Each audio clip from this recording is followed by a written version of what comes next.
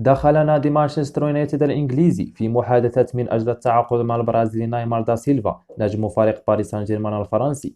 وارتبط اسم النجم البرازيلي بالرحيل عن صفوف باريس سان جيرمان خلال الفترة المقبلة في ظل الانتقادات الموجهة للاعب مؤخرا.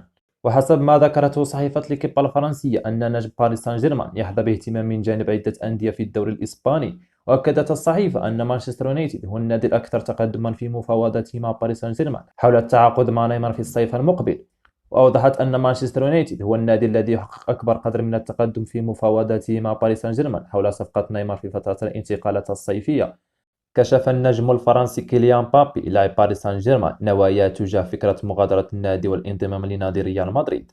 وكان مبابي قد ارتبط خلال السنوات الأخيرة بخطوة انتقال محتملة لريال مدريد، ولكنها خطوة لم تتم بعد رغم محاولة رئيس الميرينغ فلورنتينو بيريز. ونجح نادي باريس سان جيرمان في تمديد التعاقد مع مبابي في مايو 2022، وتم الإعلان في البداية أن العقد الجديد سيمتد حتى 2025. وكشفت التقارير الصحفية فيما بعد أن العقد يمتد لموسم مع إمكانية تمديد لموسم ثالث. وتؤكد الصحيفة على أن مبابي ليس لديه نية بشأن تفعيل البند الذي يبقي لعام 2025، وهو الأمر الذي سيضع باريس سان جيرمان تحت الضغط.